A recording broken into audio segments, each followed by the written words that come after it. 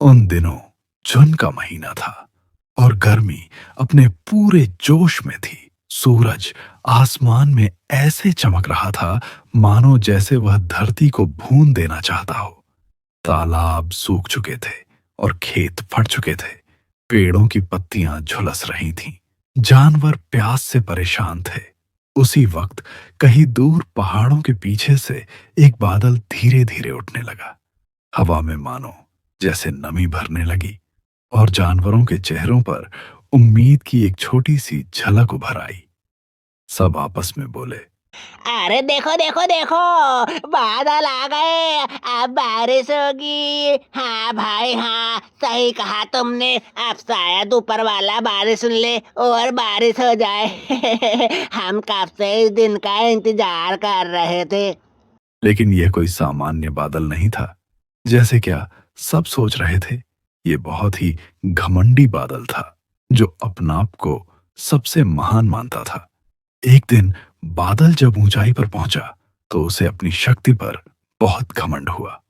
वह सोचने लगा, अरे अरे अरे अरे, ये सब मुझे देखकर इतने खुश क्यों हो जाते हैं। सबकी प्यास मुझे ही बुझानी पड़ती है। अगर मैं यहाँ नहीं रहूँ तो ये धरती वाले तो जी नहीं पाएंगे और सबके सब मर जाएंगे।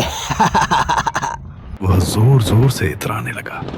वह इधर उधर गरजता और बिजली चमकाता और कहता, मैं हूँ आसमान का राजा। मैं चाहूँ तो झीलें भर दूँ, चाहूँ तो बाढ़ लाऊं। है इस दुनिया में जो कोई मुझसे बड़ा हो, अगर है तो वो मेरे सामने आए।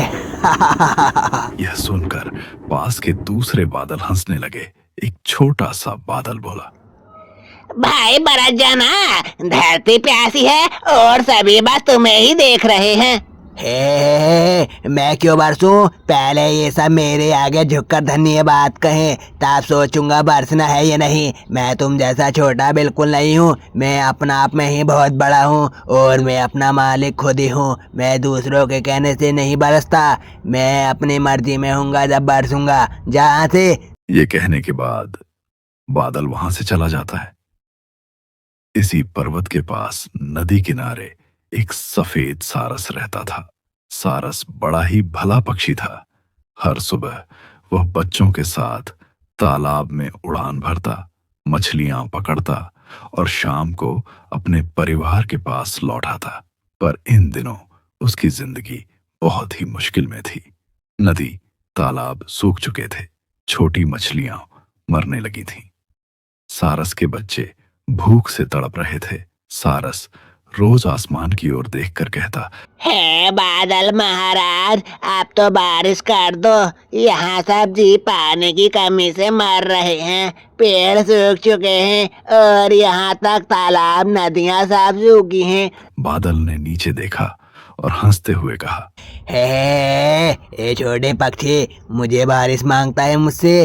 पहले मेरे आगे झुको, फिर सोचूंगा बारिश करनी है या नहीं। सारस ने विनम्रता से कहा, महाराज, झुकना तो हवा भी जानती है और पेड़ भी, लेकिन विनम्रता दिल में होती है, झुकने में नहीं है। बादल को यह बात चुभ गई और वह गरजा, अरे तू एक छोटा सा सारस मुझे ज्ञान देगा? अब तो मैं और नहीं बरसूंगा। मैं यहाँ से अब जा रहा हूँ। देखता हूँ तुम में से कौन जीता है। ये कहने के बाद बादल वहां से चला गया। दिन बीतने लगे। गर्मी इतनी बढ़ गई कि धरती पर दरारें पड़ने लगी। जानवर भूख और प्यास से मरने लगे। इंसान बारिश देख देख देख थक चुके थे और पेड़ सूख गए। सारस अपने छोटे बच्चों को बचाने के लिए रोज दूर दूर तक उड़ता, लेकिन उसे दूर दूर तक कहीं पानी नजर नहीं आता। एक दिन उसका सबसे छोटा बच्चा बोला, पिताजी, बादल तो ऊपर है, उसे क्यों नहीं कहते कि बारिश करे? सारस ने दुखी स्वर में कहा, बेटा, कभी कभी जिनके पास देने की ताकत होती है वह सबसे अधिक घमंड में रहते हैं। लेकिन हम कोशिश नहीं छोड़ेंगे और तुम देखना, एक न एक दिन बारिश जरूर होगी। हाँ। उधर आसमान में हवा ने देखा कि बादल बहुत ही घमंडी हो गया है। हवा ने बादल से कहा, अरे भाई तू बरस क्यों नहीं रहा? धरती तुझसे कितनी उम्मीद लगाए बैठी है और तू बस अपने घमंड के कारण बरस ही नहीं रहा। बादल बोला, हे, मुझे क्या, मैं तो राजा हूँ और ये सब पहले मुझसे विनती करें तब बरसूंगा, बारिश होगी या नहीं। हवा ने हंसकर कहा, राजा वही जो अपने पिता की सेवा करे, डराए नहीं।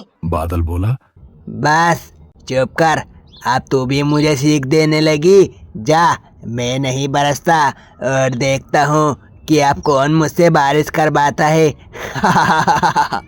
हवा मुस्कुराई और धीरे से बोली, ठीक है, मैं नहीं चलूंगी तेरे साथ, फिर देख तेरा क्या हाल होता है।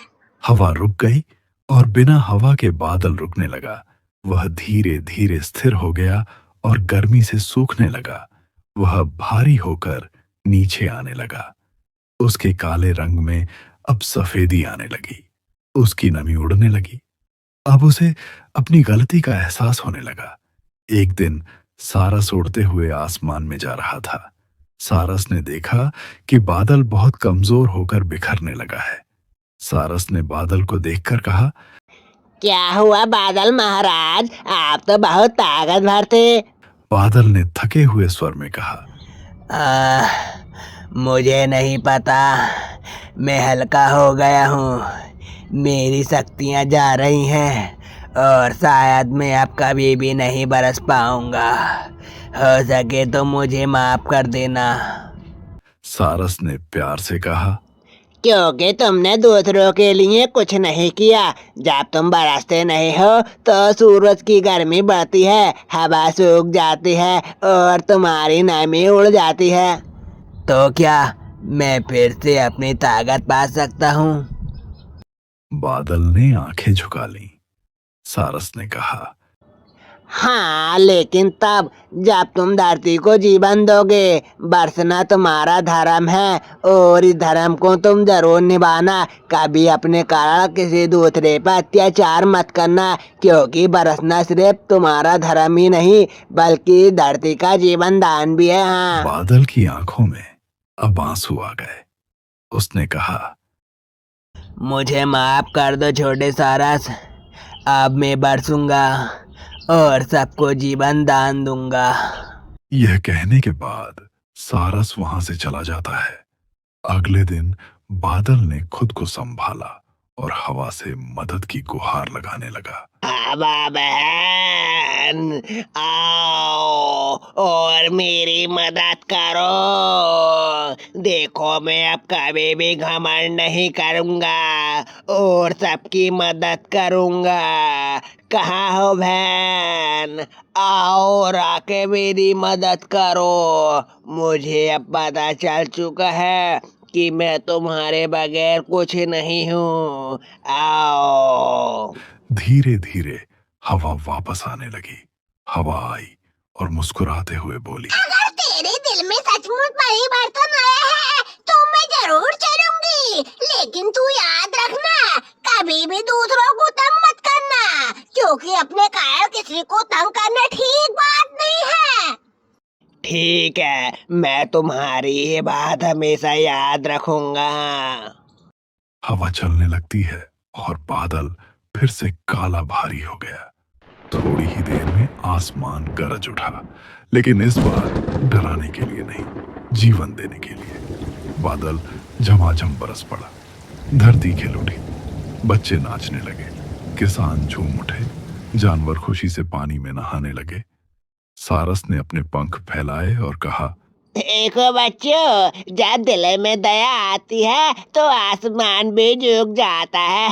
बादल ने हंसते हुए कहा, और जब घमंड छोड़ो तो आत्मा भी हल्की हो जाती है। अब बादल और सारस सच्चे मित्र बन गए। हर बार जब बादल धरती पर आता तो सबसे पहले उसी नदी के ऊपर ठहरता जहां सारस रहता था। सारस बादल से कहता, बरस जाओ मित्र, धरती प्यासी है। बादल मुस्कुराकर कहता, अब मुझे बताने की जरूरत नहीं है दोस्त, मैंने सीख लिया है कि देना ही सच्चा सुख होता है।